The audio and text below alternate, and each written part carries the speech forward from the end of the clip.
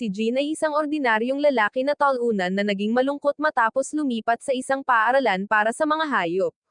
Gayunpaman, nagbago ang lahat nang magsimula siya ng isang cooking club kasama ang Beast Buddies, ngunit ang kanyang longganisa lang ang gusto nilang kainin araw-araw. Ang kwentong ito ay nagsisimula sa Sidna Academy, isang paaralan kung saan ang lahat ng uri ng hayop ay nagsasama-sama upang mag-aral. Sa seremonya ng pagpasok para sa mga bagong estudyante, biglang hinampas si Jin ng pinya at galit na itinapon ito, ngunit natamaan nito si Ranka, isang babaeng lobo na agad siyang inatake, na lalong nagpainis sa kanya. Maya-maya, nakahanap siya ng magandang lugar para kumain ng tanghalian, ngunit naroon din si Ranka, at naging agresibo siya sa pag-aakalang gusto nito ang kanyang pagkain. Umiwas ng tingin si Jin dahil alam niyang makakapagpahinga ito, ngunit patuloy siyang nanunood, kaya binigyan niya ito ng isa sa kanyang mga meat stick. Matapos masayang kumain ng kanyang karne, sinabi ni Ranka na maaari siyang sumali sa kanyang grupo ng mga lobo, ngunit agad na tumanggi si Jin at nagpatuloy sa pagkain.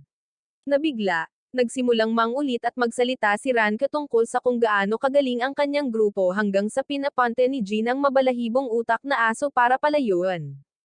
Gayunpaman, nang paalis na siya, isang napakagandang babae na nagngangalang Hino ang nagtanong kung maaari silang umupo ng magkasama, na nagpatunaw sa mga selula sa kanyang utak na kulang sa paghawak. Agad siyang pumayag at halos hindi napigilan ang kanyang pananabik na makilala ang isa pang tao. Habang binubuksan ni Hino ang kanyang tanghalian at inamin na ganoon din ang nararamdaman niya. Nabalisa si Jin sa salitang iyon at hiniling na sana ay maubos na ang lahat ng mga hayop para makasama niya si Hino, ngunit bumalik si Ranka at sinubukang labanan si Hino dahil sa pag-agaw kay Jin mula sa kanya. Agad niyang sinubukang magpaliwanag, ngunit humingi ng tawad si Hino sa panghihimasok at tumakbo palayo, kaya hinawakan ni Jin si Ranka sa mukha, handa na siyang ibalik sa mga Diyos ng anime. Humiwalay siya at ipinaalala sa kanya na siya ang pinuno ng grupo. Ngunit nagsawa si Jin at sinabing hindi siya pumayag na sumali bago niya sinabihan siyang tumigil sa pag-iingay tungkol sa pagkakaroon ng grupo kung malinaw na siya ay isang loner. Dinurog nito ang puso ni Ranka, na ikinalungkot ni Jin, kaya mahinahon niyang ipinaliwanag na hindi siya basta-basta maaaring bumuo ng isang grupo na may iba't ibang hayop. Tumanggi si Ranka na maniwala sa kanya at isinalaysay ang pagkakataong isinugol ng isang batang lalaki ang kanyang buhay para iligtas siya mula sa isang grupo ng mga oso. Pagkatapos, habang may luha sa kanyang mga mata, sinabi niyang gusto niya ng isang grupo na may iba't ibang hayop at hindi na siya inimbitahan bago tumakbo palayo. Nang gabing iyon, nasa kama si Jin at iniisip ang sinabi niya dahil siya ang batang nagligtas sa kanya ilang taon na ang nakalilipas. Gayunpaman, matapos siyang ihagis ng mga oso na parang volleyball at mabuwal ang ilang ngipin, nagsimula ang kanyang pagkamuhi sa mga hayop, at pinalala ito ni Ranka dahil patuloy niyang dinidilaan ang kanyang mga sugat gamit ang kanyang masamang hininga ng lobo. Kinabukasan, bumalik si Jin sa klase na kinamumuhian ang kanyang buhay hanggang sa dumating si Hino at dinala siya sa isang bangko sa labas. Pagkatapos ay ikinwento niya sa kanya ang tungkol sa kanyang plano na magsimula ng isang cooking club, at habang nagbibiruan sila tungkol dito, bumalik ang kanyang nahihibang na kaligayahan. Pero syempre, dumating si Ranka sa tamang oras para sirain ang lahat ng kasiyahan. Hinamon niya ulit si Hino, pero nagalit si Jin at sinabihan siyang lumayo ito dahil hindi siya kailanman magiging bahagi ng kanyang grupo. Dahil sa matinding pagkadismaya, dahan-daang gumapang palayo si Ranka, at ito ang ikinalungkot ni Hino. Pero sinabihan siya ni Jin na huwag mag-alala tungkol dito. Maya-maya, tinutulungan niya itong buhatin ang mga gamit para sa kanyang cooking club nang marinig nila ang tawanan at makita si Ranka na nakadamit na parang kabayo at may dalang maraming gamit para sa isang zebra chick na nagngangalang Mashema. Habang patuloy na kinukot siya si Ranka ng ibang mga estudyante, natisod siya, at nagpa siya si Mashema na disiplinahin siya gamit ang letigo, ngunit sinabihan siya ni Hino na tumigil at tulungan si Ranka na parang isang tunay na kaibigan. Pagkatapos ay ikinwento ni Mashema sa lahat kung paano siya pinakiusapan ni Ranka na sumali sa kawan at halos pumayag na maging alipin niya. Inamin ito ni Ranka at sinabing gusto niyang makasama si Jin sa isang kawan, ngunit naiintindihan din niya na gusto nitong makasama ang isang kapwa-tao. Kaya nagpasya siyang sumama na kay Mashema. Nang marinig ito, nagalit si Mashema at sinubukang bugbugin siya dahil sa pagpili kay Jin muna, ngunit pinigilan siya ni Jin at patuloy na nakatitig ng may galit hanggang sa tanggalin ni Mashema si Ranka at sinabing hindi siya karapat-dapat na sumali sa kanyang marangal na kawan. Nang tanungin ni Jin kung bakit siya labis na mayabang, ipinaliwanag ng mga kaibigan ni Mashema kung paano ang pagiging isang zebra ay nagpapabuti sa kanya ng isang bersyon ng mga kabayo at karapat-dapat na maging pinuno ng kawan.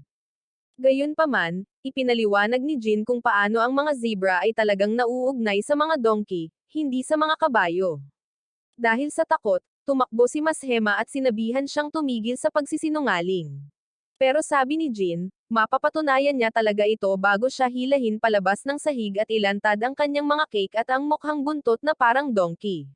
Matapos mamula ang ilang lalaking donkey, napahiya si Mashema at tumakbo palayo para itago ang kanyang kahihiyan, habang si Ranka naman ay tumakbo palayo para itago ang kanyang mga luha mula kay Jin. Nang araw na iyon, natagpuan siya ni Hino at tinanong kung maaari silang maging magkaibigan, ngunit may 3 oso na dumating.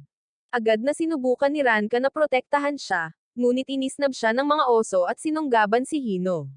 Mabuti na lang at sa wakas ay dumating si Jin at gumamit ng pepper spray para matamba sila, ngunit nataman siya sa isang puno pagkalipas ng ilang segundo. Habang naghuhugas ng mukha ang iba pang mga oso, sinubukan ng una na tapusin si Jin, ngunit si Ranka ay naging Super Saiyan, ngunit natamba siya sa ere na parang isang walang kabuluhang insekto. Gayunpaman, bago pa man muling umatake ang oso, nilamon siya ni Kao Ano, isang guro ng dinosaur na kahit papaano ay nakaligtas sa pagkalipol. Matapos niyang itaboy ang mga oso, tiningnan ni Hino si Jin, na nagpaisip kay Ranka na isa pa rin siyang loner. Kaya, nalungkot siya at nagsimulang umalis. Nakakagulat, pinigilan siya ni Jin at nagpasalamat sa pagliligtas sa kanya bago tinanong kung gusto niyang magsimula ng isang grupo kasama sila. Agad siyang natuwa at sinunggaban siya bago hinalikan at kinalat ang laway sa buong mukha nito. Natakot si Hino dito at sinubukang tumakbo palayo, ngunit sinunggaban din siya ni Ranka at ibinabad ang kanyang mukha sa laway at tinanggap siya sa grupo. Kinabukasan, sa cooking club, sinabi ni Jin kay Ranka na kailangan niyang pumasa sa isang cooking test kung gusto niyang sumama sa kanya at kay Hino. Gayunpaman, sa sandaling pumayag si Ranka, isang babae na koala na nagngangalang Yukari ang biglang nagpakita mula sa kung saan at natuwa rin sa pagsusulit. Natural, tinanong nilang lahat kung sino siya at pagkatapos niyang magpakilala, tinanong ni Jin kung bakit niya gustong sumali sa club dahil eucalyptus lang ang kinakain ng mga koala. Sumang-ayon si Yukari sa kanya at sinabing ito lang ang kinakain ng kanyang pamilya sa kabila ng kanyang patuloy na pakiusap na kumain ng totoong pagkain. Pagkatapos, naisip ni Jin at Hino na gusto lang niyang subukan ang iba't ibang pagkain sa pamamagitan ng pagsali sa club, ngunit sinabi ni Yukari na mali sila. Sa totoo lang, naghahanap siya ng isang partikular na pagkain na kinain niya noon dahil paborito niya ito. Nang tanungin niya ang kanyang ina tungkol dito, muntik na siyang maging hapunan ng pamilya. Kaya, ang pagsali sa kanilang club ang tanging paraan para mahanap niya ang misteryosong pagkain. Matapos silang lahat magkasundo na hayaan siyang kumuha ng pagsusulit, ginugol ni Yukari ang mga sumusunod na minuto sa paggawa ng isang bagay mula mismo sa chambakat. Gayunpaman, nang sa wakas ay ihain niya ito, lahat sila ay kumagat at nagustuhan ang pagkain. Ikinagalit ito ni Jin dahil gusto niyang siya lang ang kasama ni Hino sa club. Ang mas malala pa, pinasuot siya ni Hino ng apron at hiniling na tulungan si Ranka sa kanyang pagsusulit dahil wala pa siyang karanasan sa kusina. Habang pareho silang nagsisimulang magluto ng putahe ni Ranka, tinanong ni Yukari si Hino kung bakit sumasali rin si Ranka sa club.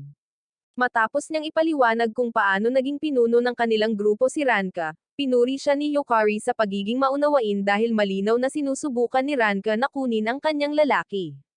Pagkatapos ay ipinaalala niya kay Hino na si Jin lang ang ibang tao sa paaralan at sinabi rin na inakala niyang magkasintahan sila, ngunit agad na friend and zone ni Hino si Jin. Nang magsimula siyang umiyak, sinubukan ni Ranka na tingnan siya, kaya tumigil siya sa pag-iyak at napagtanto na si Yukari ang pangunahing problema.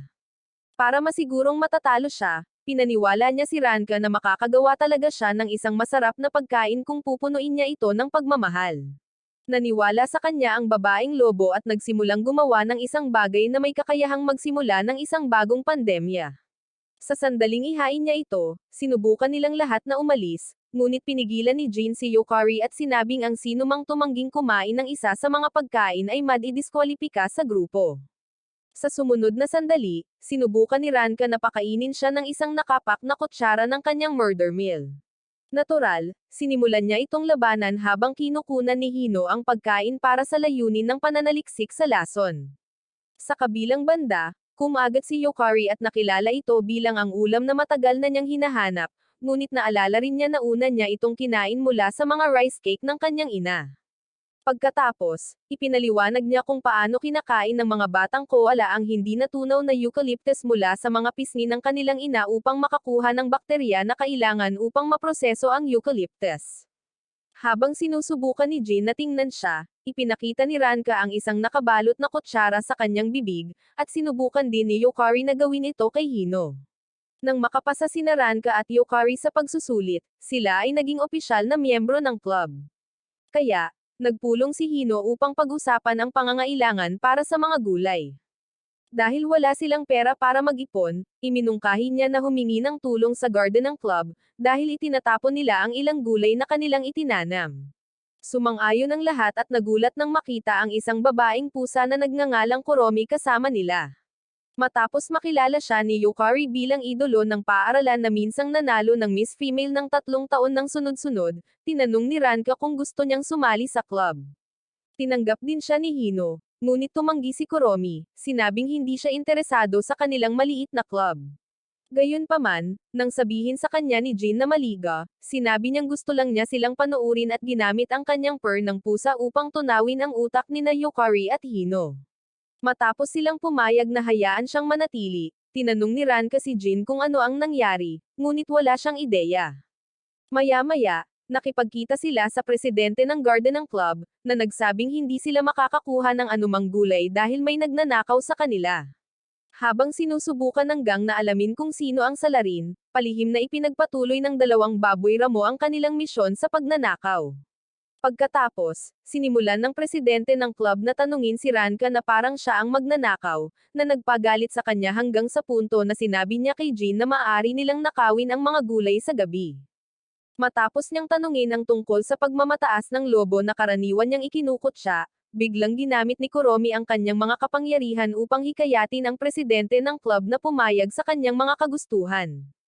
Gayunpaman, nahumaling din ang mga magnanakaw sa kanyang mga alindog at inalok ang barkada ng ilang gulay, para lamang itaboy ng presidente ng club.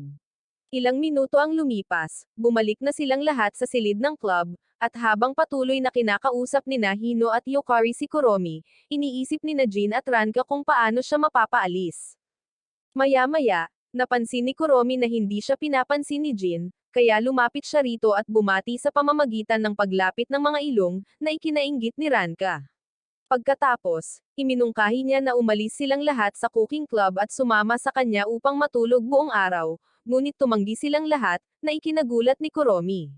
Matapos nilang ipaliwanag kung gaano kahalaga sa kanila ang cooking club, nadismaya si Kuromi at lumabas habang minamaliit sila. Gayunpaman, habang nalulungkot si Hino sa pagkawala ng isang miyembro, hiniling ni Jin na sana ay manatili sila ng ganito magpakailanman. Kinabukasan sa paaralan, dinala ni Ranka si Jin upang makita si Mayobi, isang babaeng tamad na kumakain ng lumot na nabubuhay sa kanyang buhok para sa tanghalian. Nang sabihin ni Ranka na magiging bagong miyembro siya ng kanilang club, sinabihan siya ni Jin na kalimutan na lang ito at tumalikod na para umalis. Ngunit dumating si Headmaster Aramoto at sinabihan silang ibalik si Mayobi sa kanyang dorm, sa pag-aakalang magkaibigan sila. Tumanggi muli si Jin, ngunit matapos bantaan ni Aramoto na gagawin siyang fossil ng tao, pumayag siya ngunit pinagsisihan lamang ito nang gisingin nila si Mayobi, na mas mabagal maglakad kaysa sa isang buntis na kuhol sa hardin. Hindi pa sapat iyon, nawalan siya ng malay dahil sa labis na paglalakad, kaya kinarga siya ni Jin. Nang makarating sila sa kanyang silid, nag-alala si Jin na napunta sila sa maling lugar dahil sa lahat ng gamit pang esports, ngunit ipinaliwanag ni Ranka na matagal nang naghahanap si Mayobi ng esport na gusto niya. Matapos sabihin sa kanya na kalimutan na ang paglalaro ni Mayobi, ipinaliwanag niya na ang mga sloth ay hindi makakain ng higit sa ilang gramo ng dahon araw-araw, na nangangahulugang lahat ng pagkain sa club ay magpapahirap lamang sa kanya. Ang pagsuko niya kay Meyobi ay nagpagalit kay Ranka, kaya sinimulan niyang alisin ang plot armor ni Meyobi at sinabing humingi siya ng paliguan kanina. Ilang sandali pa, nahihirapan si Jin na ayusin ang kanyang mga mapanghimasok na iniisip, ngunit napagtanto ni Ranka na wala siyang sabon. Kaya tumakbo siya para kumuha. Naiwan si Jin, na napagtanto na mapanganib ang tubig pampaligo sa mga sloth. Habang nagsisimulang lumubog si Meyobi, binuhat niya ito palabas at tinapos ang paliligo. Pagkatapos, ginamit ni Meyobi ang lahat ng kanyang naipon na enerhiya para ipagtimpla siya ng tsaa at pasalamatan ito sa pagpapahintulot sa kanya na sumali sa club. Bago pa man niya ito matanggihan, ipinaliwanag niya kung paano sinabi ni Ranka na siya ang dahilan kung bakit sa wakas ay nagkaroon siya ng mga kaibigan at nasisiyahan sa kanyang oras sa paaralan. Matapos ipahayag ni Meyobi ang parehong kaligayahan na sa wakas ay nagkaroon ng mga kaibigan, bumalik si Ranka kasama sina Hino at Yukari. Kaya pumayag si Jin na sumali si Meyobi. Pagkatapos, sinabihan niya si Kuromi na tumigil sa pagtatago, kaya tumalon ito. At sinabihan din siya ni Jin na itigil ang pagiging walang pakialam dahil ang kanyang buntot ay nasa puspusan na simula nang una niya silang makilala. Sa kabila nito, inaangkin ni Kuromi na kinasusuklaman pa rin niya ang kanilang mga bituka at tumakbo palayo, para lamang makasama sila sa pagkain ng maraming gulay ng hapong iyon. Matapos sabihin ni Hino kay Jin kung sino ang may pananagutan, tumungo sila sa silid ng club para sa pang-araw-araw na pagkain at piging habang pinapanood ni Kuromi mula sa kanyang pinagtutulugan na puno. Pagkalipas ng ilang araw, sa isang asembleya, sinabihan ng Pangulo ng Konseho na si Meki ang buong estudyante na alisin ang sinumang mapatunayang may hindi natural na relasyon sa pagitan ng mga uri, na siyang paraan niya ng pagpapahayag ng pagkasuklam kay Jin at sa mga babae.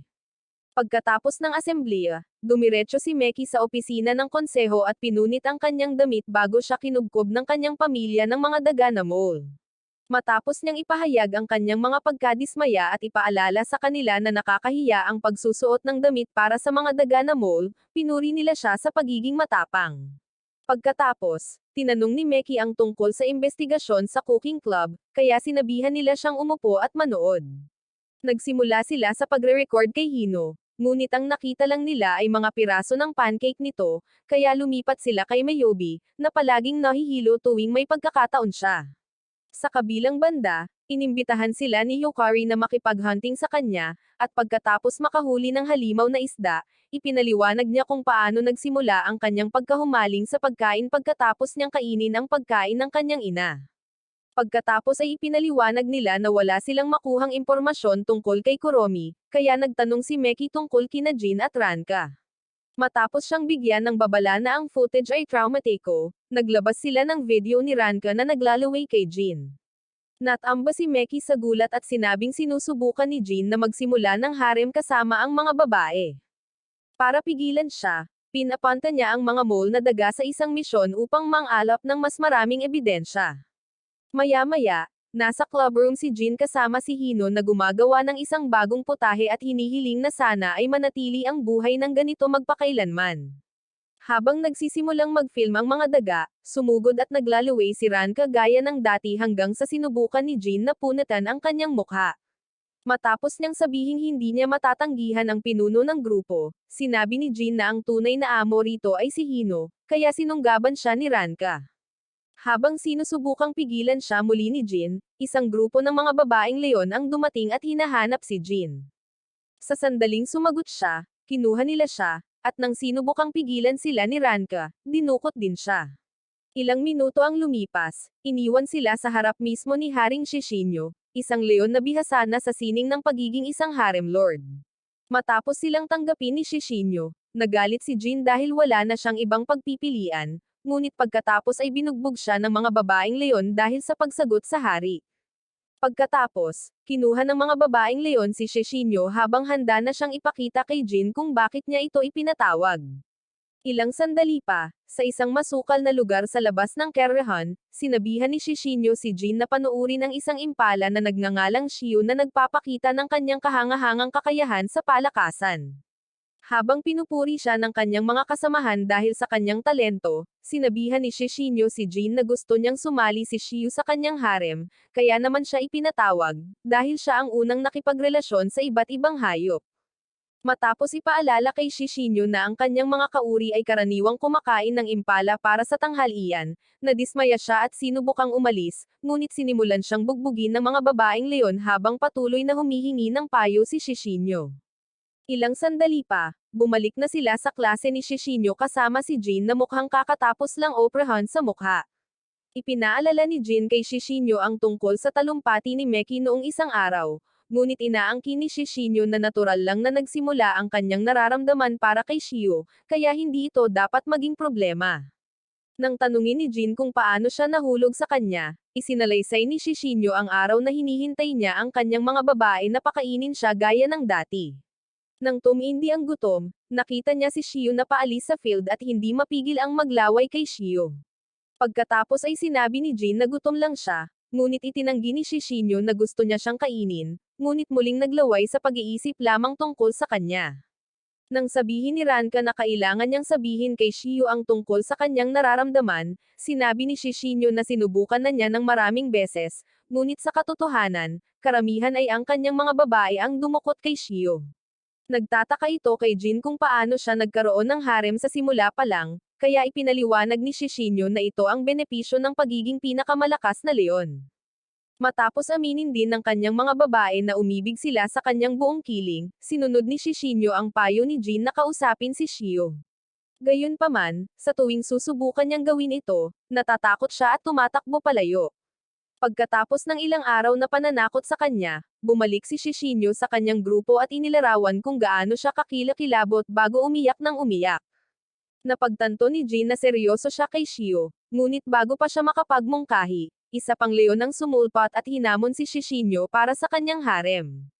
Pumayag si Shishinyo, ngunit pagkatapos ay ipinakita ng leon si Shio at nagbanta na kakainin ang malambot nitong buto kung gagawa siya ng hakbang. Habang nakakulong si Shishinyo sa isang lugar, isang grupo ng iba pang mga leon ang nagsimulang manakit sa kanya, ngunit nang magbanta ang embahador ng leon na kainin muli si Shio, nagwala si Shishinyo at sinimulang pahirapan ang kanyang mga kasama na parang mga langaw. Pagkatapos, lumingon siya upang iligtas si Shio, ngunit sa halip na umatake, pinutol niya ang kanyang sariling kiling at tinanggap ang pagkawala ng kanyang harem. Sa loob ng ilang segundo, iniwan siya ng kanyang mga babae, at pagkatapos maalis din ang iba pang mga leon, humingi ng tawad si Shishinyo kay Shio sa paghabol sa kanya at sinabing gusto lang niya ng makakausap. Pagkatapos ay lumingon siya upang umalis, ngunit pinigilan siya nito at tinanong kung ano ang gusto niyang pag-usapan. Matapos isuot ang kanyang malaking big boy suit, sa wakas ay inamin ni Shishinyo ang kanyang nararamdaman, ngunit sinabi ni Shio na hindi pa siya ready doon dahil hindi pa siya nasa panahon ng matinding pagmamature. Gayunpaman, iminungkahi niya na magsimula bilang magkaibigan, at malugod na tinanggap ni Shishinyo. Habang ang mga dalawa ay naglakad palayo upang ituon ang pansin sa kanilang relasyon, narinig ni Meki ang lahat mula sa kanyang mga kaibigan at nagpasya na parusahan si Jin dahil sa pagkalat ng kanyang mga pantasya tungkol sa harem ng hayop sa ibang mga estudyante.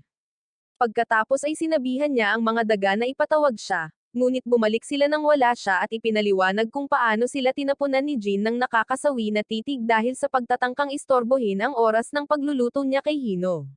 Nawalan ng pagpipilian, isinuot ni Meki ang kanyang uniforme at umakyat sa hagdan, para lamang mapalibutan ng ibang mga estudyante na nagtatanong kung nasaan siya sa buong panahon na ito.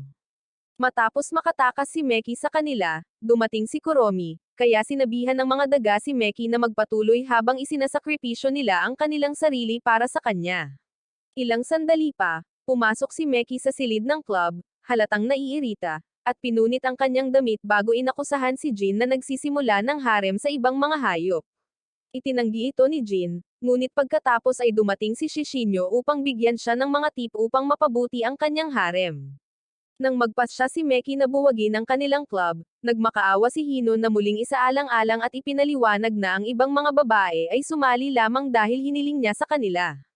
Nakakagulat, nakinig si Meki sa kanya, ngunit sinabi niyang kailangan niyang palayasin ang isa sa mga babae upang patunayan na wala silang masamang intensyon. Sa sandaling iyon, bumalik si Ranka kasama ang hukbo ng daga, at nagmakaawa sila kay Meki na muling isaalang-alang dahil ipinaliwanag ni Ranka kung paano sila sumali sa club upang magkaroon ng mga kaibigan. Matapos magpakita si Yukari kasama si Mayobi, sinimulan silang loayan ni Ran kagaya ng dati, na nagpaisip kay Yukari na maaring hindi naman sila ganoon kasama.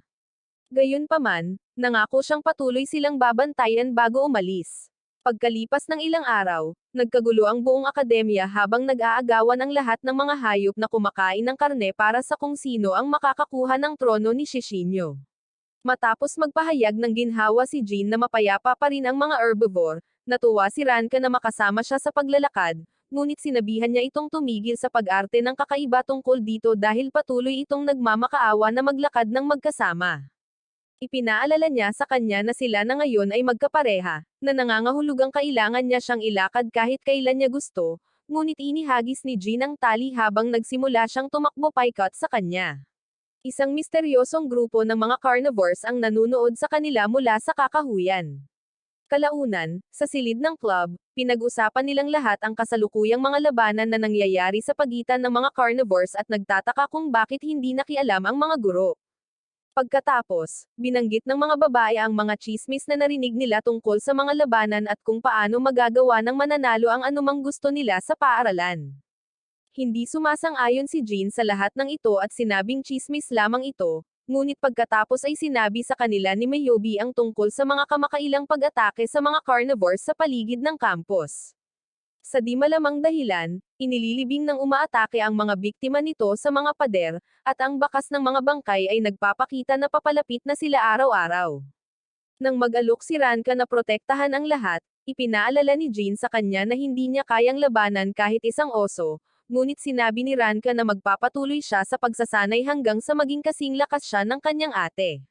Ito ang nagtulak kay Hino na magtanong kung saan siya nanggaling, at matapos ilarawan ni Ranka ang nagyayelong kondisyon ng panahon sa kanyang lugar, tinanong nila kung paano siya nakaligtas. Kaya, ipinaliwanag niya sa kanila ang biyolohiya ng mga lobo. Ikinwento rin niya sa kanila kung paano siya pinainit ng kanyang ate gamit ang kanyang Amerikana, ngunit naging masama ang kanilang relasyon nang magpasya si Ranka na gusto niyang tumungo sa Siten at magsimula ng isang grupo kasama ang iba pang mga hayop. Habang patuloy silang nag-uusap, isang lobo na nagngangalang Koramori ang nagmasid mula sa pasilyo at sinabi sa isa pang lobo na nagngangalang Feral na si Ranka talaga ang naroon. Gayunpaman, kinabahan si Feral at nagtaka kung makikilala ba siya ni Ranka. Nang sabihin ni Koramori na huwag siyang mag-alala tungkol dito, narinig niya si Jin na sumisigaw kay Ranka at sinira ang pinto sa galit. Matapos silang palibutan ng lahat ng mga lobo, halos may na si Jin, ngunit pagkatapos ay hinawakan ni Feral si Ranka na parang isang manika at sinimulang lawahin siya. Habang nagsasama-sama ang magkapatid, tinanong ni Yukari kung bakit halos dumampi ang ulo ni Feral sa kisame, at ipinaalala sa kanya ni Jin na palaging pinapanatili ni Feral na mainit si Ranka habang siya ay nakalantad sa lamig. Ito ang dahilan ng kanyang hindi pangkaraniwang paglaki dahil ang mga hayop na naninirahan sa malamig na mga rehiyon ay umaangkop sa lamig sa pamamagitan ng paglaki. Nang marinig ito, naging emosyonal si Feral at sinabing ito ang unang pagkakataon na may nagparamdam sa kanya ng magandang pakiramdam tungkol sa kanyang taas. Gayunpaman, pagkatapos niyang magpasalamat kay Jin, nanatiling nag-aalala ang mga babae na kasama ni Feral ang isang hukbo, na nangangahulugang malamang na siya ang nasa likod ng lahat ng mga kamakailang pag-atake at gusto rin niyang kunin ang trono ni Shishinyo. Mabuti na lang, sinabi ni Feral na pumunta lamang siya upang iuwi si Ranka dahil hindi dapat manatili ang isang lobo nang walang kawan nito. Matapos tumanggi, sinabi ni Ranka na nakipag-alyansa na siya kay Jin at nagpalitan pa sila ng mga panata ng kasal. Agad na nawala ang bait ni Feral at sinunggaban si Jin na handa nang wasakin ito, ngunit nagmakaawa si Ranka na tumigil, na nagpaisip sa kanya kung gaano kahalaga si Jin sa kanya.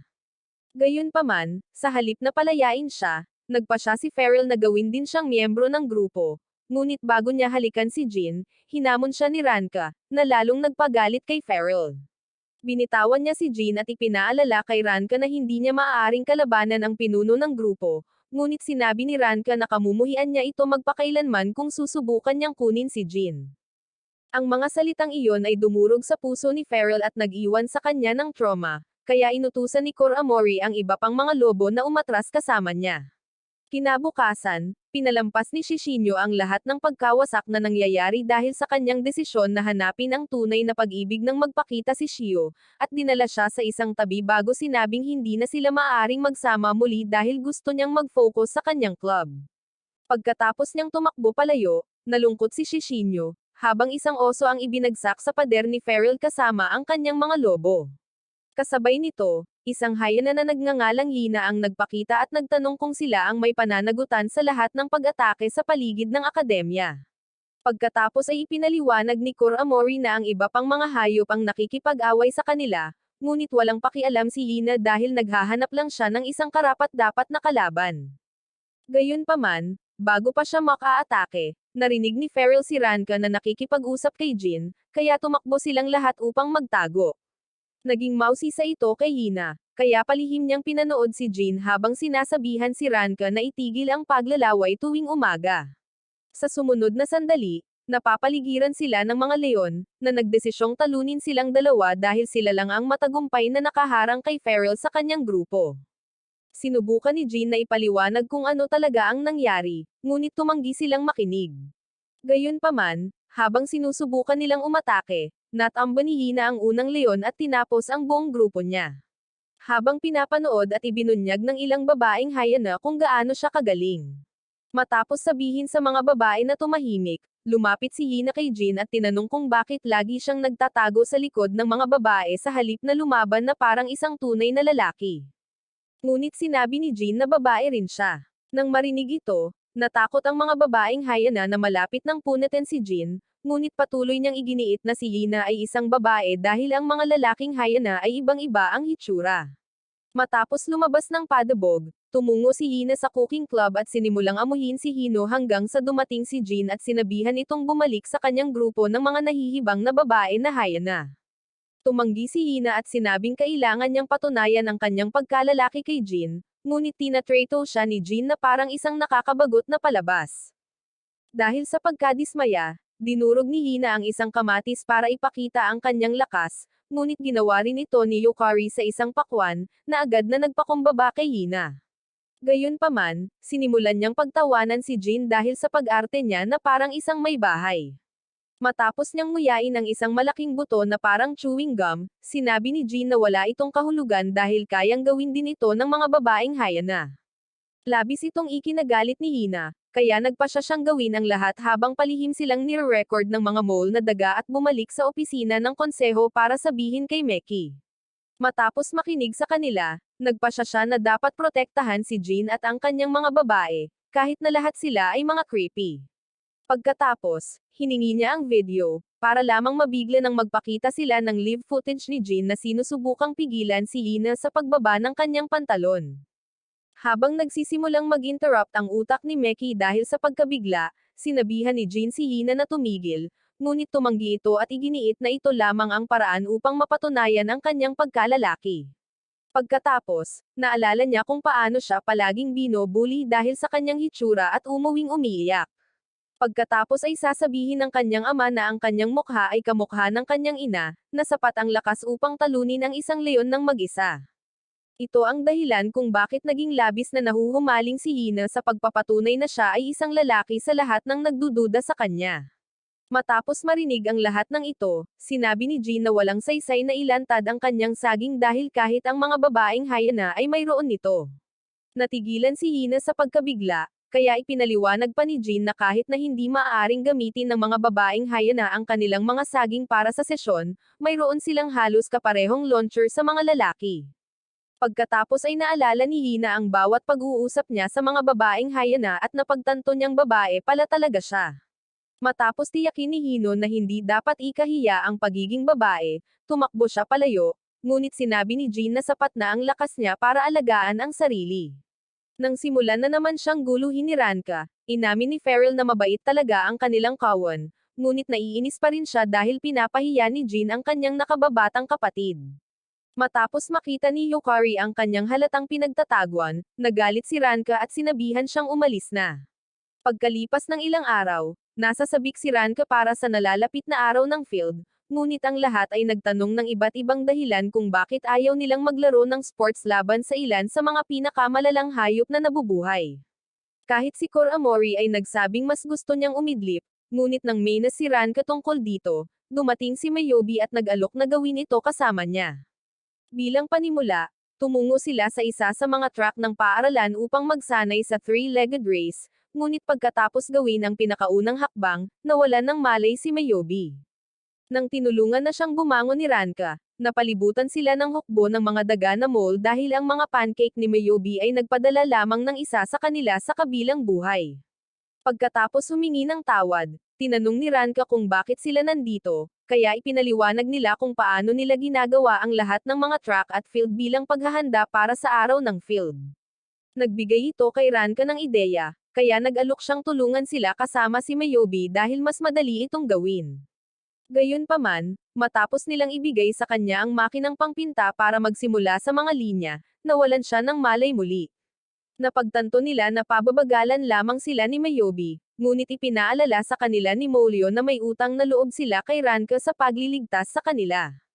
Sumang-ayon ang iba, kaya nagsimula silang magtrabaho ng walang tigil habang ginugugol ni Ranka ang buong oras sa pagliligtas kay Mayobi mula sa malubhang pinsala sa utak. Ilang minuto ang lumipas, sinusundan ni Jin si Hino at iniisip kung bigla ba siyang tinawag nito dahil gusto na niyang aminin ang kanyang nararamdaman. Gayunpaman, dinala niya ito sa tracks para panoorin habang sa wakas ay nagagawa ni Ranka na tumagal si Mayobi hanggang sa dulo ng linya. Pagkatapos niyang bumagsak, natapos din ng mga mole ang kanilang trabaho, kaya humingi ng tawad si Ranka sa pagpapahirap sa mga bagay-bagay. Nakakagulat, sinabi ng mga mole na daga na gustong-gusto talaga nilang panoorin habang tumatangging sumuko si Mayobi. Pagkatapos, hinanggad ni Molyo ang kanyang swerte para sa araw ng field habang napagtanto ni Jin na hindi nila maaaring iwan sina Ranka at Mayobi para makipagkompetensya ng mag-isa. Pagkalipas ng ilang araw, nagkita-kita silang lahat para sa mga kompetisyon at nagulat nang dumating si Mashema.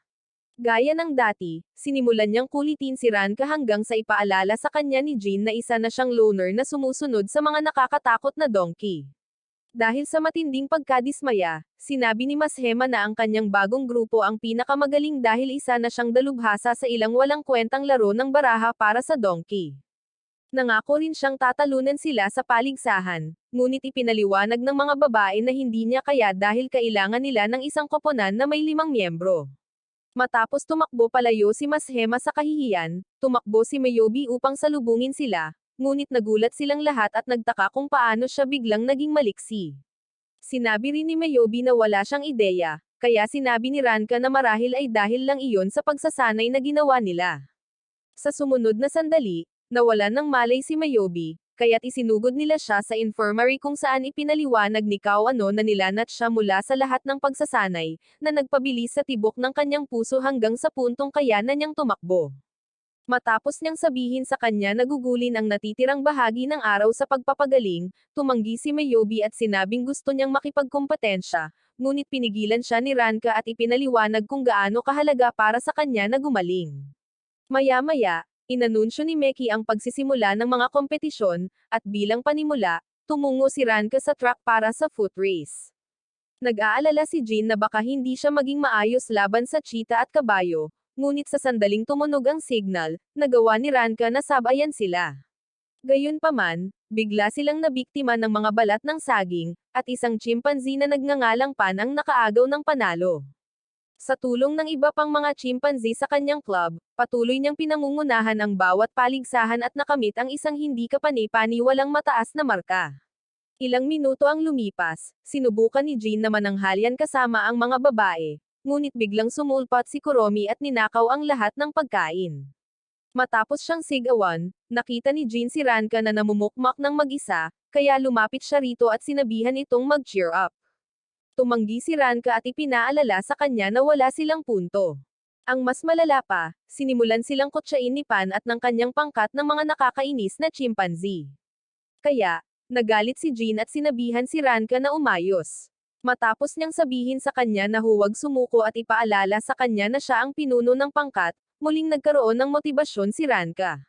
Ilang minuto ang lumipas, inanunsyo ang pangalawang paligsahan sa karera, at natapos na naghatid si Mashema ng mga mapa sa mga tunay na atleta habang ang kanyang mga donkey ay nag-aalangan tungkol sa pagmamahal sa kanilang walang kwentang koponan.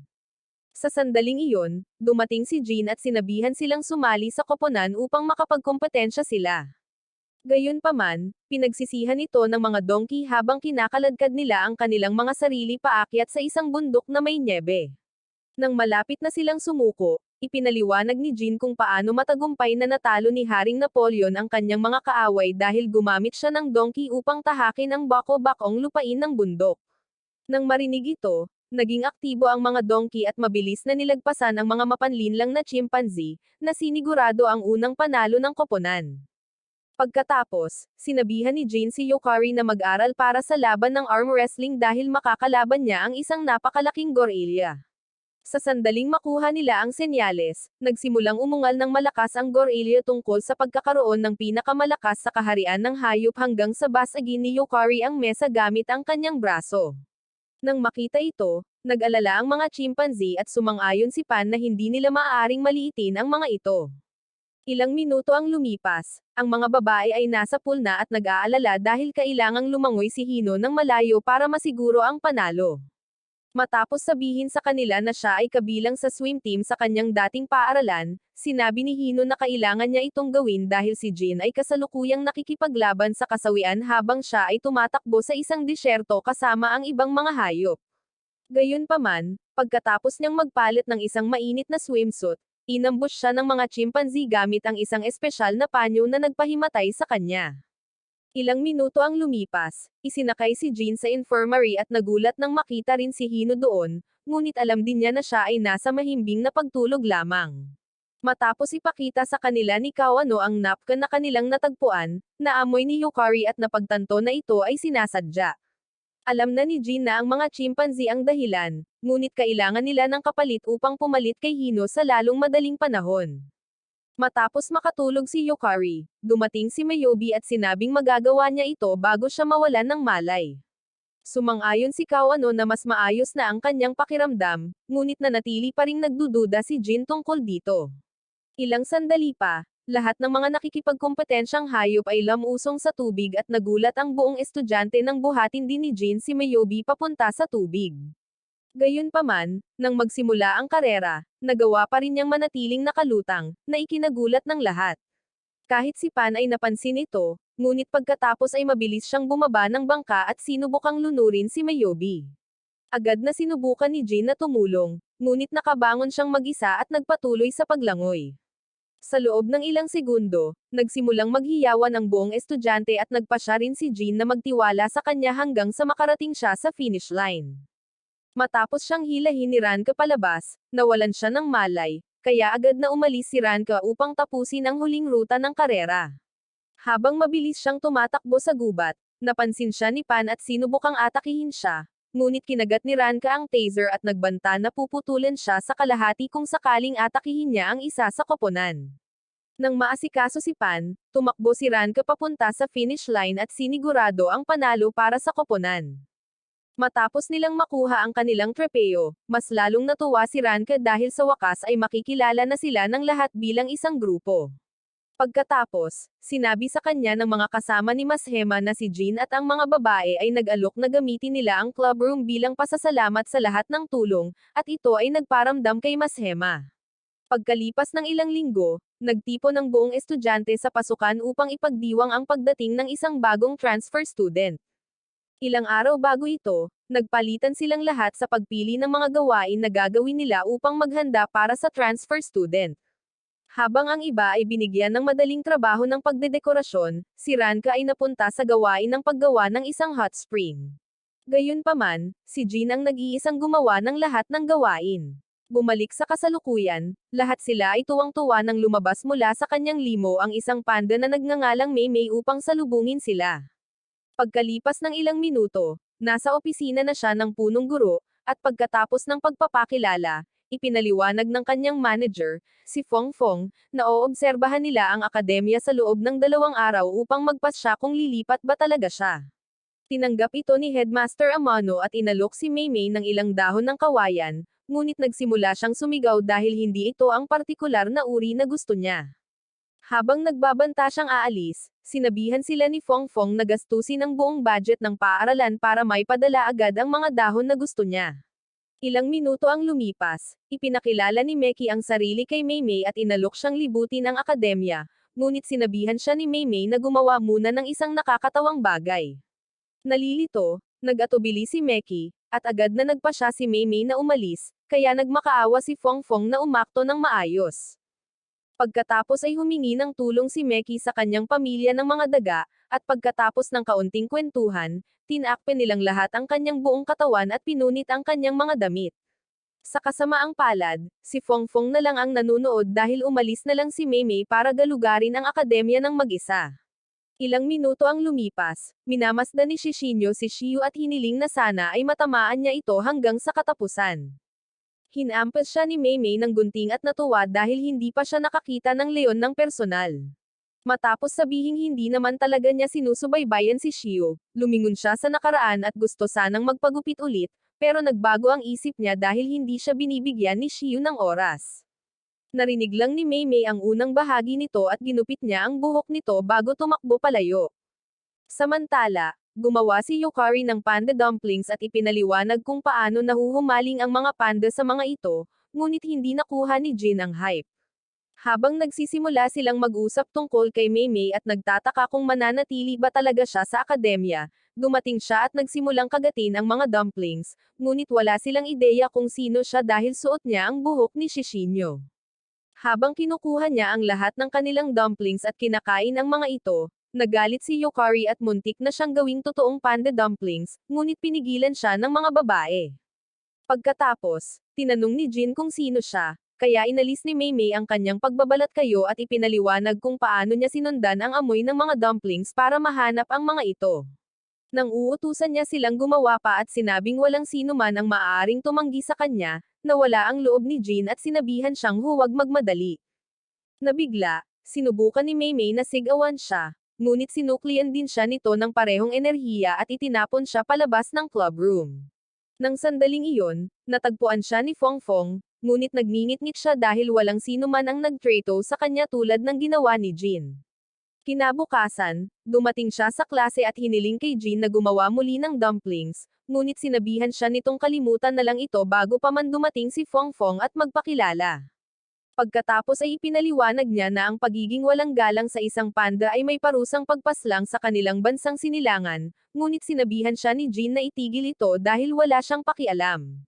Habang natigilan si Fongfong sa gulat, ipinaliwanag ng mga babae na sila talaga ang pumipili kung ano ang gagawin sa club pagkatapos bumoto dito araw-araw. Kinabukasan, bumili sina Maymay at Fongfong ng isang napaka-tradisyonal na ulam para kay Yukari, at agad siyang umibig sa mga panda. Nakakuha rin si Mayobi ng scooter at umibig din sa kanila bago pa man sila parehong nangako kay Ranka na sasama sa kanya ang 1 bilyong tagahanga ni Maymay. Nang dumating si Jin sa club room, lahat ng babae ay nabili na nila at pumayag na gumawa ng dumplings na hinihiling ni Maymay. Sa kabila ng pagkadismaya, tinanggap ito ni Jin ngunit sinabing kailangan silang tulungan ni Maymay sa paggawa ng dumplings.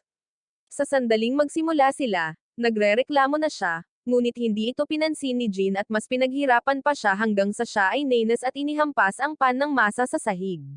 Nainas si Jin dito at sinabihan siyang pulutin ito, ngunit inalok ni Fongfong na gawin ito. Gayunpaman, mas lalong nagalit si Jin at sinabing si Maymay ang dapat gumawa nito. Kaya, lumuhad siya at nagsimulang pulutin ang masa na parang isang mabuting batang babae. Nakakagulat, ang dating mayabang at mapagmataas na panda ay mula sa pag-aatubiling sumunod sa bawat kagustuhan ni Jin habang siya ay lalong nagalit sa kanyang nakakainis na pag-uugali.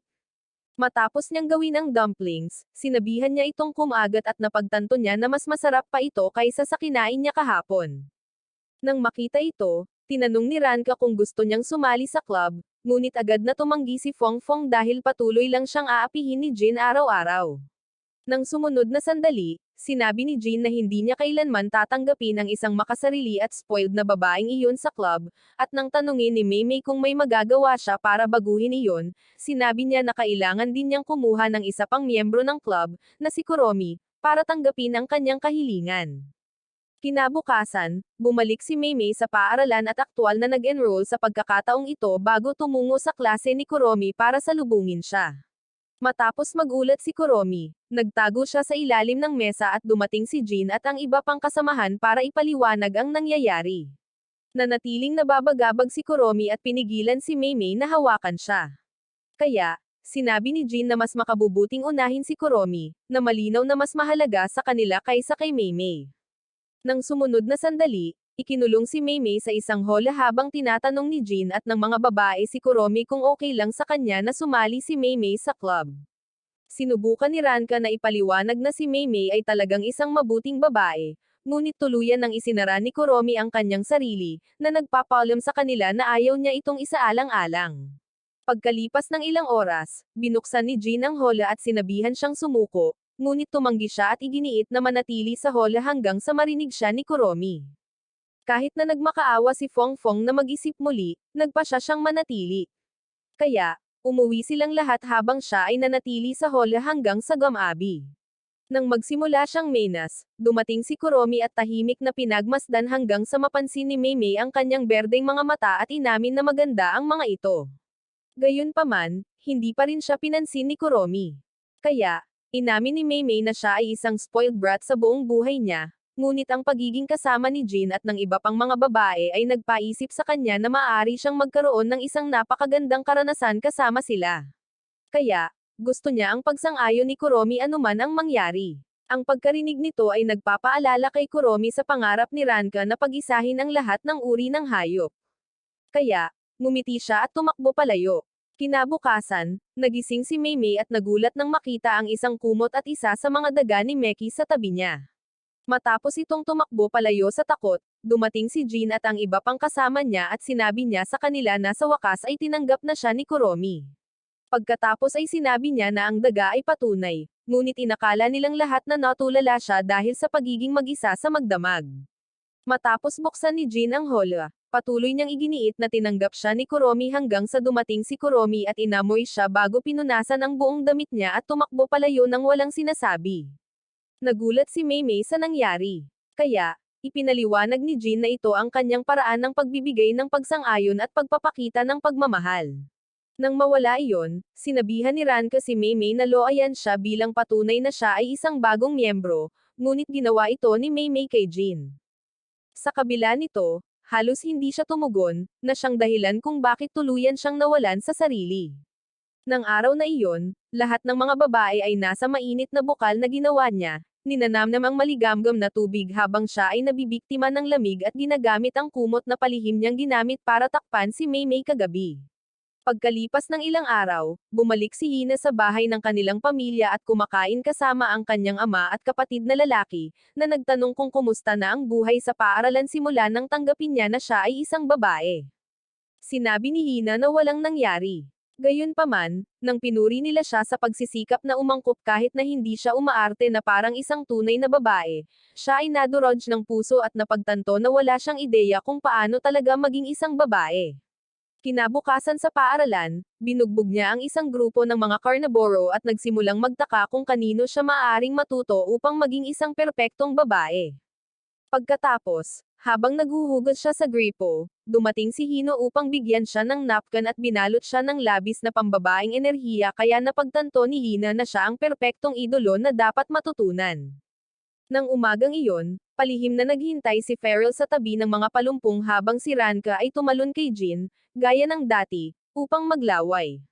Nang tanungin ni Koramori kung bakit hindi na lang siya pumunta at makipag-usap sa kanyang kapatid, ipinaalala ni Feral sa kanya na itataboy siya ni Ranka kung malaman niyang nagkukubli pa rin sila sa paligid ng campus para bantayan siya.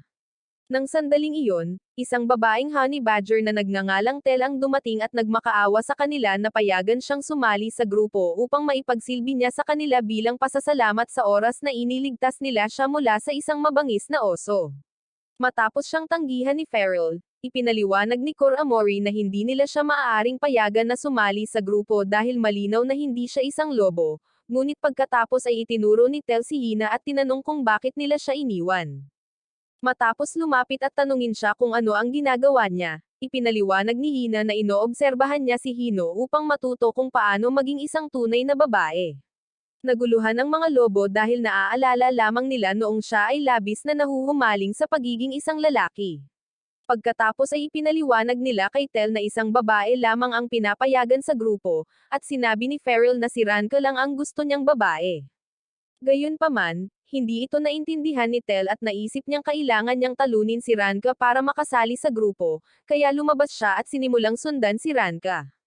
Habang tumatagal ang araw, patuloy na sinusundan ni Hina si Hino at ginawa ang lahat ng kanyang makakaya para gayahin ang lahat ng ginagawa niya, ngunit mas lalo pa siyang naging agresibo kaysa sa dati.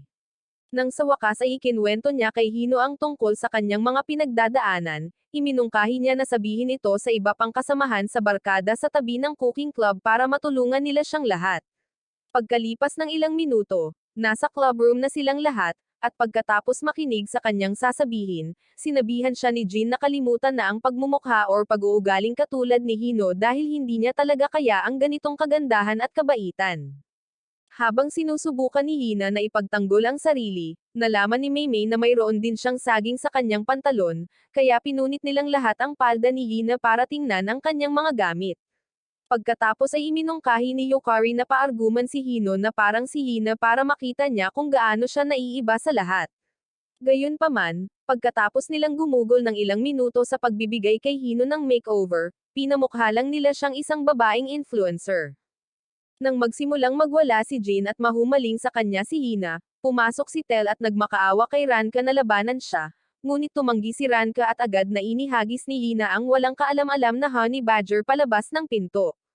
Pagkatapos ay naabutan siya ni Kuramori at sinubukang ipaliwanag kung bakit hindi niya dapat labanan si Ranka, ngunit pagkatapos ay nakakita si Tel ng isang honey guide bird at agad na sinundan ito dahil magaling itong maghanap ng pulot-pukyutan, na gustong-gusto niya. Habang nangyayari ito, iginigit pa rin ni Jin na hindi kailanman maaaring maging pambabae si Hina tulad ni Hino, ngunit iginiit niya na kaya niya. Sa mga sumunod na araw, nagsama-sama ang mga babae na bigyan siya ng makeover at turuan siya ng lahat tungkol sa pagiging isang babae hanggang sa magsimula na siyang umakto na parang isang babae. Nang sa wakas ay nagkaroon na siya ng sapat na oras para umuwi at makita ang kanyang mga kasama, nagulat din sila nang makita kung gaano siya kaiba sa pag-arte at nawalan sa sarili nang ipaliwanag niya kung paano siya naging kaibigan ni Hino. Pagkatapos, nang bumalik siya sa paaralan, inamin ni Jin at ng mga babae na sa wakas ay maayos na ang kanyang kalagayan. Gayunpaman, pagkatapos magdiwang kasama si Hino, sinabihan sila ni Hina na maghintay dahil malapit nang mangyari ang huling bahagi ng kanyang proseso ng pagtunaw. Lumalabas na lahat ng mga lumang kinakain ng mga hyena na kinakain nila ay hindi talaga natutunaw, kaya lagi nilang isinusuka ang mga ito. Sa sandaling tuluyang sumunod si Hina sa mga batas ng kalikasan, nawala sa sarili si Jin at sinabing hindi siya maaaring maging katulad ni Hino, at siya rin ay nalungkot ng matindi sa realisasyon. Sa susunod na sandali, muling nagpakita si Tel upang lumaban, ngunit binuhat siya ng embahador ng Mohawk at tinanong si Hina kung bakit siya nagpapanggap na babae.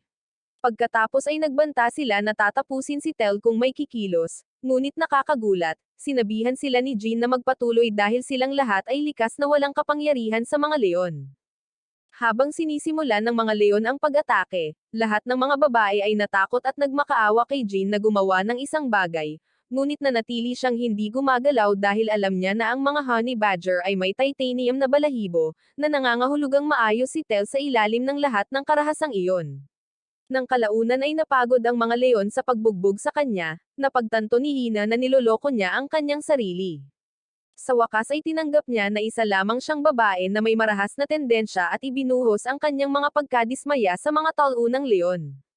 Pagkatapos ay muling nagsimulang magmakaawa si Tel kay Ranka para sa isang laban hanggang sa magpasya si Hina na unahin siya. Tinanggap ni Tel at agad na nagpakawala ng mabahong amoy na nagpainit sa butas ng ilong ni Hina. Gayunpaman, isang biglaang bagzo ng hangin ang nagtulak sa kanyang bomba ng gas patungo kina Jin at Ranka, na agad na nagpatambo sa kanilang dalawa. Sa sumunod na sandali, lumabas si Ferrell mula sa kanyang pinagtataguan at hinawakan si Tel bago ito ibinagsak sa lupa at lumikha ng isang malaking crater. Habang ang lahat ay nahihirapang makabangon muli, natuwa si Tel dahil ito ang unang pagkakataon na nakaramdam siya ng sakit. Dahil dito, napagtanto ni Ferrell na sa wakas ay magagawa na niya ang lahat para sa kanya, ngunit habang sinusubukan niyang hilahin ang maliit na badger, narinig ni Ranka ang tungkol sa obsesyon ni Tel na sumali sa grupo at natuwa sa pag-aakalang pumayag na si Feral. Noon pa man ay desperado na si Feral sa pagpapatunay ng kanyang kapatid, pagkatapos ay pumayag na payagan si Tel na sumali sa grupo. Pagkalipas ng ilang araw, bumalik si Hina sa bahay at sinabi sa kanyang tatay at kapatid na lalaki na bumalik na siya sa pagiging lalaki bago tumakbo palayo habang inaalo nila ang kanilang sarili dahil nagastos na nila ang kanilang ipon sa pagbili ng marami para sa kanya. Kinabukasan, habang tanghalian, dumating si Hina at nagpasalamat kay Hino sa lahat ng tulong bago siya pinaglaruan hanggang sa May na si Jin. Pagkalipas ng ilang araw, ang barkada ay nakasakay sa bus kasama ang halos lahat ng iba pang estudyante sa akademya. Gaya ng dati, naiirita si Jin sa lahat ng ingay at lalo lamang itong pinalala ni Ranka. Nang sa wakas ay sinabihan niya itong tumahimik, tumanggi ito at sinabing hindi niya mapigilan ang kanyang pananabik dahil sa wakas ay papasok na sila sa sangay ng akademya. Maya-maya, nakarating na rin sila sa sangay ng akademya at sinalubong sila ng punong guro bago sila naglibot sa pasilidad at namangha sa lahat ng mga silid-aralan sa ilalim ng tubig at mga estudyanteng nag-aaral sa akademya. Pagkatapos ay nagtipon sila sa paligid ng isang estudyanteng nagngangalang Kana, na sinalubong din sila bago nag-alok na magpakita sa tubig.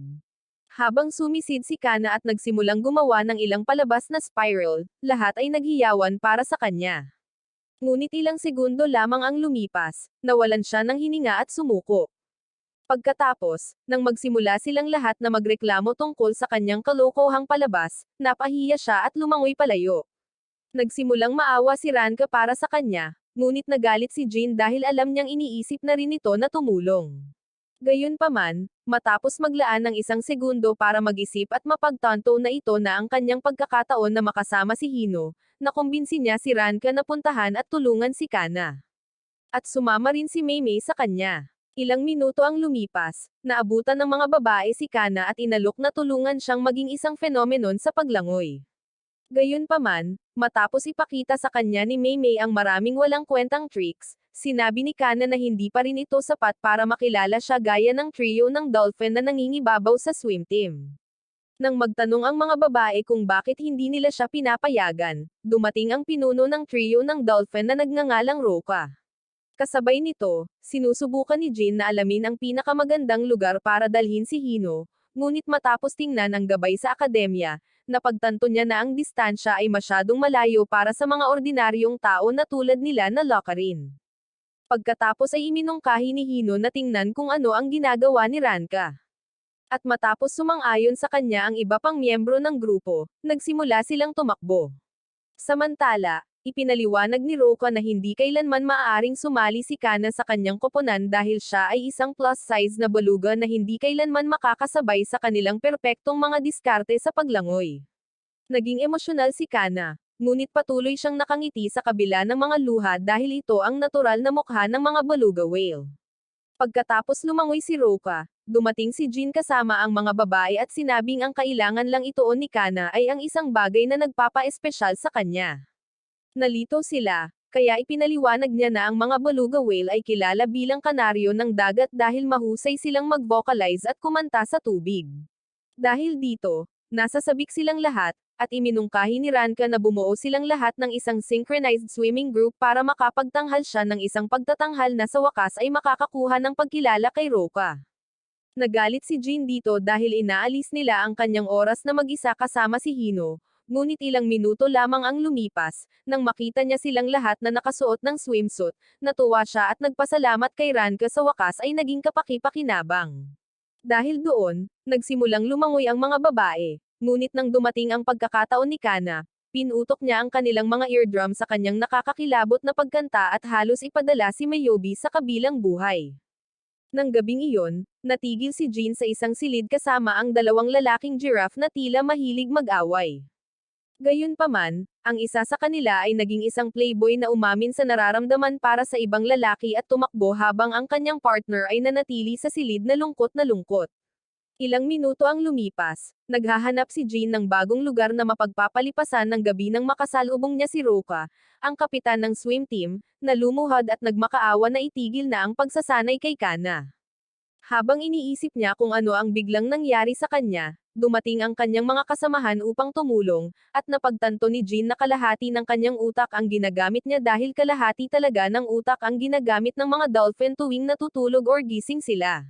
Ipinaliwanag ni Roka na kahit tulungan niya si Kana na magkaroon ng talento sa pagkanta, hindi pa rin siya makakapagtanghal kasama nila dahil ang mga dolphin at beluga ay hindi dapat sabay na lumangoy.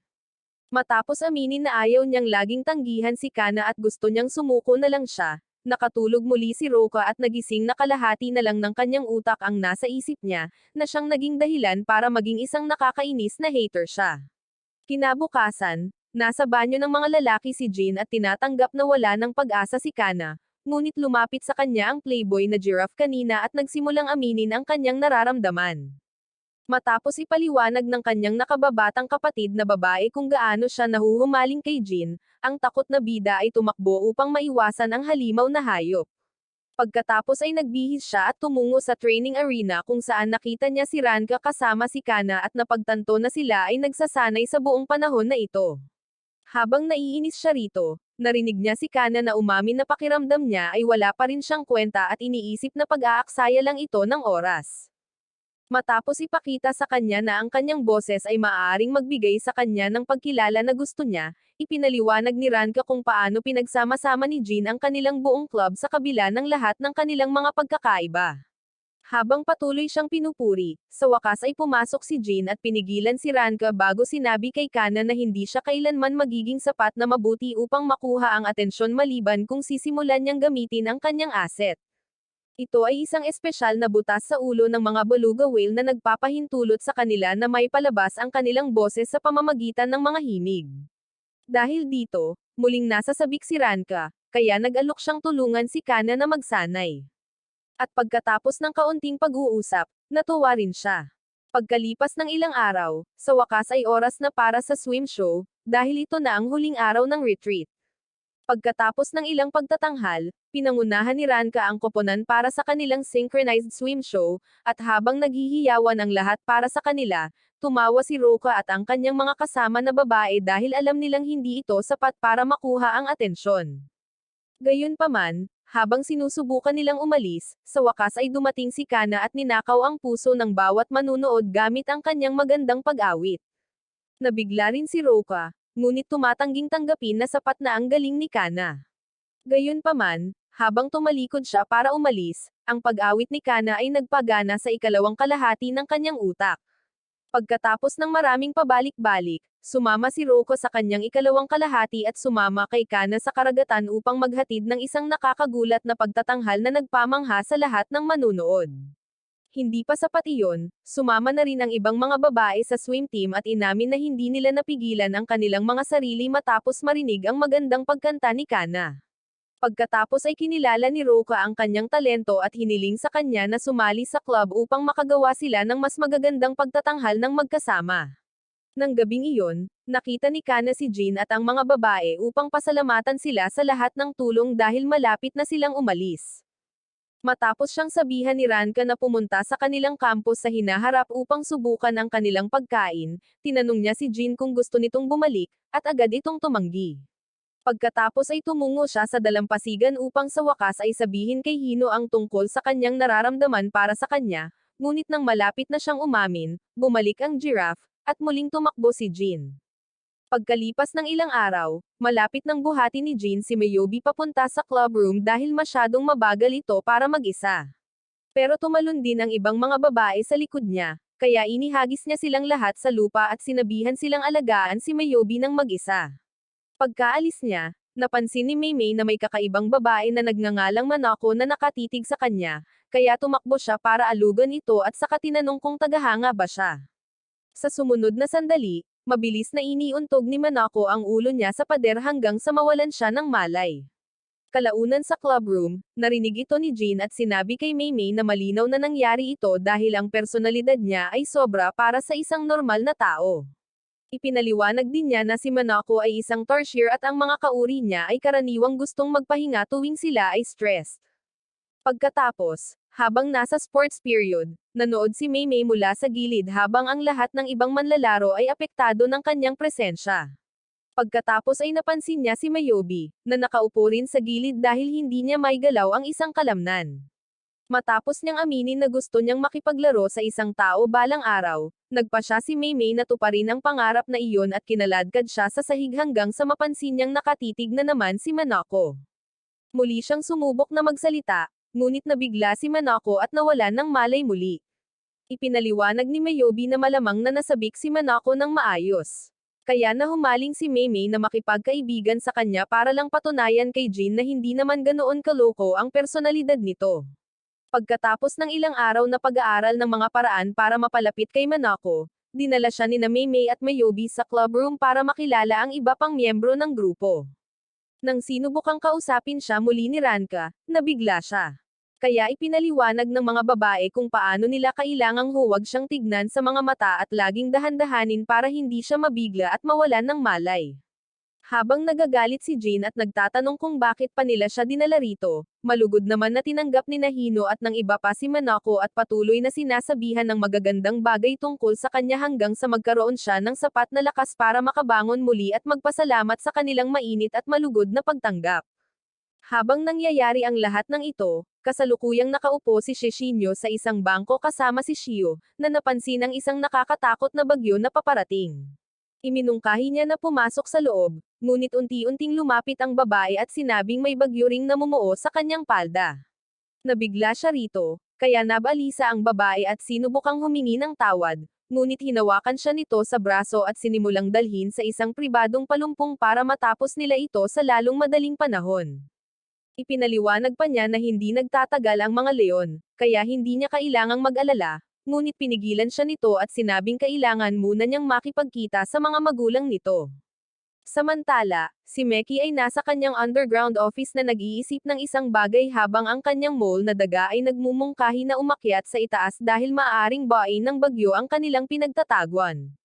Nang magtanong siya kung hindi na siya karapat-dapat maging pangulo, binaha ang silid ng tubig habang dumarating ang isang bagyo. Di nagtagal pagkatapos nito, nalaman ng lahat ng mga estudyante na magsasama sila ng mga silid dahil binaha na ang lahat ng mga underground dorm. Habang palabas na sila ng klase, nagalit si Jin dahil ayaw niyang makihati sa kwarto niya kasama ang kahit sinong mabahong hayop. Matapos mahanap ni Hino ang mga bagong kasama niya sa kwarto at ayusin ang mga bagay-bagay kasama niya, tumungo si Jin sa kwarto niya at nagulat nang makita si Meki kasama ang kanyang hukbo ng mga daga na naghihintay na. Ipinaliwanag niya ang bagong sitwasyon at tinanong kung naisip na ba niya na maging presidente ng konseho. Pagkatapos ay nag-isip siya sandali at napagtanto na ang pagiging presidente ng konseho ay nangangahulugan na maaari na siyang lumikha ng isang utopia ng akademya kung saan sila lang ni Hino ang magkakaroon ng buong campus, habang ang mga hayop tulad ni Ranka ay mapipilitang manirahan sa kakahuyan. Matapos putulin ni Meki ang kanyang maling akala at tawagin siyang baliw dahil sa pag-iisip niyan, sinabihan niya itong itago ang payo hanggang sa matutunan niya kung paano panatilihin ang kanyang mga damit. Nag-isip din si Meki sandali at napagtanto na hindi niya sinusubukang makita ang mga bagay-bagay mula sa pananaw nito. Kaya, atubili niyang isinuot muli ang kanyang mga damit. Sa sumunod na sandali, nakarinig si Jin ng ilang ingay sa labas. Kaya, binuksan niya ang pinto at nakita ang walang katapusang pila ng mga estudyanteng naghihintay na makausap si Meki. Natural lang, nainis siya at sinabihan silang lahat na umalis. Ngunit napagtanto ni Meki na kailangan pa rin nila siya. Kaya, ginawa niyang bagong opisina ng konseho ang kwarto nito at ginugol ang mga sumunod na oras sa maingat na pakikipag-usap sa bawat isa sa kanila. Pagkatapos ay humingi siya ng tawad kay Jin sa pag-okupa ng lahat ng espasyo niya at sinabing hindi niya maintindihan kung bakit kailangan pa rin siya ng lahat ng estudyante kung nahihirapan siyang tanggapin ang mga relasyon sa pagitan ng mga uri ng hayop. Pagkatapos ay sinabihan siya ni Jin na tumingin sa salamin dahil siya ang numero unong taong nagsasagawa ng mga relasyon sa pagitan ng mga uri ng hayop sa pamamagitan ng patuloy na pag-aalaga sa bawat estudyante anuman ang uri ng hayop nila. Dahil dito, tinanggap ni Meki kung sino siya. Ngunit nang simulan niyang punitin muli ang kanyang mga damit, natamba si Jin at desperadong sinubukang takpan siya hanggang sa magpakita si Ranka at ang iba pang mga babae. Ilang minuto ang lumipas, nasa isa sila sa mga kwarto ng mga babae. At pagkatapos nilang sabihin kay Meki na maging komportable, tinanong niya kung maaari rin silang mag-alis ng suot kasama niya.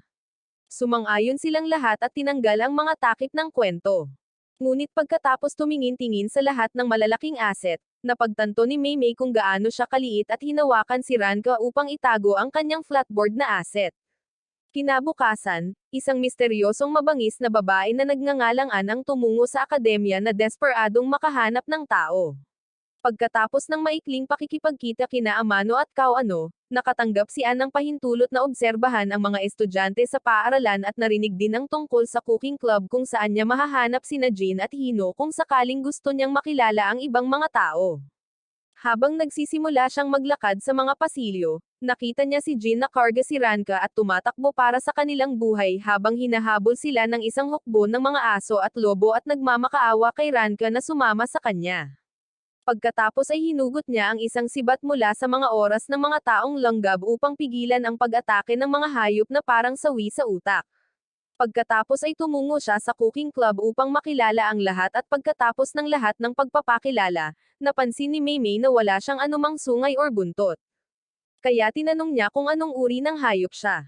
Nang mapansin na siya ay tao, nagulat silang lahat habang si Hino ay nasa sabik at sinabing matagal na niyang gustong makilala ang isa pang babaeng tao sa paaralang ito. Ikinwento niya sa kanya ang tungkol kina Ranka at Jean bago nila ipaliwanag na hindi nakarating si Ranka dahil kasalukuyan siyang mainit. At sa pamamagitan lamang ng paglalakad sa paligid ng campus kaninang umaga, ikinalat niya ang kanyang mga pheromones sa lahat ng dako, kaya naman bawat lobo at aso sa campus ay desperado na magkaroon ng sesyon sa kanya. Habang patuloy silang nag-uusap, tumatakbo pa rin si Jean kasama si Ranka. Ngunit pagkatapos ay nakita nila ang isang mahiwagang paa na kamakaway sa kanila mula sa isang silid-imbakan. Kaya tumakbo siya papasok doon at isinara ang pinto sa pag-aakalang ito ay isang ligtas na lugar. Sa susunod na sandali, sinimulan ng masiglang giraffe ang kanyang kakaibang pagsasalita at muling inamin ang kanyang pag-ibig kay Jean habang ang kanyang nakababatang kapatid na babae ay naghihikayat sa kanya. Nakatakas muli si Jean, ngunit pagkatapos tumakbo pabalik sa silid ni Ranka, bigla niyang ibinauling ang kanyang atensyon sa kanya at sumugod na handa nang ilabas ang lahat ng tensyon na iyon sa kanya. Gayunpaman, pagkatapos niyang simulan ang paglalaway sa buong mukha nito tulad ng dati niyang ginagawa, sinampal siya ni Jean at nagsimulang magreklamo tungkol sa kung gaano siya nakakainis palagi. Dahil dito, nalungkot si Ranka, kaya tinanong niya si Jean kung kinamumuhian siya nito at agad siyang sumagot ng oo at nagtanong kung paano niya hindi alam pagkatapos ng lahat ng oras na ito ng pagkamuhi niya sa mga hayop. Habang nagsisimula siyang umiyak ng husto, sinabihan siya ni Jean na manatili sa silid at lumabas na parang wala siyang pakialam. Kinabukasan sa clubroom, naghanda ang mga babae ng maraming pagkain at hiniling kay Ann na subukan ang mga ito habang sinusubukan nilang magdesisyon kung ano ang gagawin para sa nalalapit na cultural festival. Nang magbabala na sila na maraming pagkain, tuluyan niyang naubos ang lahat ng plato sa loob lamang ng ilang segundo. Pagkatapos ay sa wakas ay dumating si Jean, ngunit nang tanungin nila siya tungkol kay Ranka, nagsimula siyang kumilos ng kakaiba, na nagdulot ng paghihinali sa lahat. Gayunpaman, dahil ubos na ang lahat ng pagkain at nawalan na ng malay si Maymay, iminungkahi niya ngayon na maglinis na lang sila sa halip na gumawa pa ng mga aktibidad sa club. Habang naghuhugas ng pinggan, patuloy na kumikilos ng kakaiba si Jean at napansin na nakatitig sa kanya si Ann sa buong oras na ito. Maya-maya, pabalik na siya sa dorm nang pigilan siya nito at sinabing interesado siya sa kanya. Matapos humingi ng tawad at sabihing nahuhumaling lang siya kay Hino, umalis si Jean habang naiinis siya dahil hindi niya naintindihan ang kanyang mga intensyon. Ilang minuto ang lumipas, nasa labas na siya at sinusubukang linisin ang kanyang bisikleta nang dumating si Hino at nag-aya na tumambay. Matapos siyang pumayag, tumungo sila sa mainit na bukal at nagsimulang magtanong si Hino ng maraming tanong bago humingi ng tawad at sinabing nasa sabik lang siyang magkaroon ng isa pang babaeng makakausap. Habang patuloy siyang nagsasalita, tinitigan niya ang kanyang mga aset at nagtataka kung paano lumaki ang mga ito ng ganito kalaki bago tinanong ni Hino kung anong uri ng pagkain ang gusto niya. Pagkatapos ay sinabi niya na karne lang ang gusto niya bago biglang nagpanik at nawalan ng malay sa tubig. Maya-maya, nasa kwarto na siya ni Hino na binabalutan ng karne ang kanyang mukha at pinuri si Hino sa pag-alam na gutom na siya. Pagkatapos ay napagtanto ni Hino na gabi na, kaya iminungkahi niya na magpalipas ng gabi ng magkasama. Pagkatapos nilang matulog, Tinanong niya kung bakit siya mabait gayong ngayon lang sila nagkakilala. Kaya ipinaliwanag ni Hino kung paano siya naging kaibigan ni Ranka at ng lahat ng iba pa sa club bago sinabing gusto rin niya itong maging kaibigan. Dahil doon, sinubukan ni Hino na pumikit, ngunit naisip ni Ann na ito na ang perpektong oras para mag-imbestiga. Kaya hinawakan niya ang mga asset ni Hino at patuloy na pinipiga para malaman kung bakit napaka-perpekto ng mga ito. Nang magdamag, tumigil si Ranka sa pagmumakmak sa kanyang kama at kinuha ang jacket ni Jin bago naglakad-lakad para linawin ang kanyang isipan. Pagkatapos ay nakita niya ang isang aso sa vending machine at nagtago sa pag-aakalang naaamoy pa rin ito ang kanyang mga pheromones. Ngunit nang makaalis ito, napagtanto niya na tapos na ang panahon ng init at sa wakas ay nakahinga ng maluwag. Sa sumunod na sandali, napansin niya ang sariwang karne na niluluto at nakita si Ann na naghahanda pa ng hapunan sa tabi ng apoy. Kaya sumama siya rito at nagsimulang pag-usapan ang sinabi ni Jin sa kanya kanina. Alam na niya kung sino siya, kaya sinabihan niya si Renka na humingi ng paliwanag kay Jin sa umaga at makipaghiwalay dito kung galit pa rin ito sa kanya. Iginiit din niya na hindi dapat pagkatiwalaan ang mga tao dahil nagsisinungaling sila at sila ang dahilan ng pagkalipol ng ibang mga hayop, ngunit tumanggi si Ranka na maniwala dito at sinabing iba si Jin. Kinabukasan, nakita ni Ranka si Jin sa club room at tinanong kung bakit galit ito sa kanya. Habang ang iba pang miyembro ng grupo ay nagtatago sa likod ng pinto, nag-aalala sa kung ano ang mangyayari sa kanilang relasyon. Tinanong din ni Ranka kung sinungaling ba ang mga tao at pagkatapos niyang sabihing oo, kinuha ni Jin ang kanyang jacket at sinabihan siyang itigil ang pagseryoso sa lahat ng kanyang naririnig. Nanatiling walang kaalam-alam si Ranka, kaya ipinaliwanag ni Hino na hindi naman talaga siya kinamumuhian nito at hindi siya seryoso sa sinabi nito. Natuwa siya dahil dito, kaya sinugod niya si Jin at tinapunan ng laway ang mukha nito bago nakita si Ann na nagtatago sa tabi ng isang puno at nagpasalamat sa lahat ng tulong. Pagkatapos ay inanyayahan nila siyang magkasama muli sa buong araw, ngunit nadismaya siya dahil nabigo ang kanyang mga plano na paghiwalayin sila. Kaya kinuha niya ang kanyang bisikleta at lumabas. Nang gabing iyon sa isang madilim na akademya, nakipagkita si Ann sa kanyang pangkat ng mga endangered na hayop at pinag-usapan nilang lahat ang kanilang pagkamuhi sa sangkatauhan bago dumating ang amo, at sinabihan siyang siguraduhing mapapaalis niya ang mga tao magpakailanman. Pagkalipas ng ilang araw, sa wakas ay nagsimula na ang pista at dumating si Ann sa tamang oras upang makita kung paano ipinapakita ng lahat ng mga estudyante ang kanilang mga kabaliwan na matagal na nilang itinatago. Habang papasok siya sa loob, nagsimulang magluto si Jin kasama ang mga babae at iniisip ang lahat ng magagandang alaala na bubuuan niya kasama si Hino sa sandaling magkaroon siya ng pagkakataon. Sa sandaling iyon, dumaan si Yukari na may dalang lalagyan ng radyoaktibo na lalong nagpahinala sa kanya. Ngunit bago pa man niya iyon may tanong, dumating si Ann upang tumulong sa mga plano ng pista. Matapos ding dumating si Hina at sunggaban si Hino, nagselos si Ann ngunit itinatago ang kanyang marahas na panghihimasok na mga iniisip. Pagkalipas ng ilang minuto, binuksan nila ang restaurant at inimbitahan ang lahat ng mga estudyante para sa isang all-you-can-eat buffet. Habang nabibigatan sila sa mga order at nahihirapang makasabay, binantayan ni Yukari ng mabuti ang radioactive material na dinala niya kanina. Kalaunan, natapos na sila sa paglilingkod sa lahat at bumalik sa club room kung saan nagpasalamat si Ranka sa lahat sa pamamagitan ng paglalaway sa kanilang mga mukha. Matapos sabihan ni Jin ang mga babae na maglinis at maghanda para bukas, nagpa siya si Hino na bumili ng mga gulay mula sa garden ng club at napagtanto ni Ann na iyon ang perpektong pagkakataon para magkaroon ng oras na mag-isa kasama siya. Gayunpaman, pareho rin ang iniisip ni Hina. Kaya, nagsimula silang magtalo kung sino ang karapat-dapat na makasama si Hino hanggang sa magalit si Ranka at pilitin silang makipagkamay. Pagkatapos ay hiniling ni Hino kay Yina na tulungan siyang tingnan ang ilang mga bagay sa cafeteria habang sinundan siya ni Ann sa garden ng club. Habang nangyayari ang lahat ng ito, ang iba pang mga kasamahan ni Ann ay nagpakita sa akademya upang simulan ang kanilang planong anti-humanidad. Gayunpaman, matapos silang makilala ng ilang mga babae mula sa paaralan at magbahagi ng ilang mga lobo, nagsimula silang magtalo tungkol sa mga kalokohang bagay. Nang panahong iyon, hiniling ni Hino kay Ann na subukang makipagkasundo kay Hina. Matapos niyang bunutin ang isang hairpin para kay Anne, ibinaba niya ang kariton at sinabing nagsimula siyang makaramdam ng mainit na pakiramdam pagkatapos gumugol ng oras kasama sila. Agad siyang niyakap ni Hino at ipinaliwanag na nararamdaman niya ang pagmamahal at kaligayahan ng sa wakas ay pagkakaroon ng isang kaibigan. Gayunpaman, inisip ni Anne na ginagawa lamang ito ni Hino dahil iniisip niyang tao rin siya. Kaya, pinabagsak niya si Hino ng malamig at inilagay siya sa kariton bago dumating si Hina upang lumaban. Ilang minuto ang lumipas, nagsimulang magtaka si Jin kung bakit hindi pa sila bumabalik. Kaya, nagpasya sila ni Ranka na hanapin sila. Di nagtagal pagkatapos nito, natagpuan ng babae na dolphin mula sa grupo ni Anne ang iba pang miyembro ng barkada at nagpas siyang subukan ang sikretong recipe ni Yukari para lamang mapalapit sa kanila. Gayunpaman, pagkatapos makagat ng isang kagat ng sewer pudding ni Yukari, umibig siya at patuloy na pinapakain ang kanyang bibig dahil wala man lang siyang gumaganang ilong para maamoy kung gaano ito kasama. Samantala, sinusubukan pa ring alamin ni Jin kung ano ang nangyari sa mga babae, ngunit napagtanto niya na malamang ay may natuklasan si Hino na isang lihim na atraksyon sa kanya.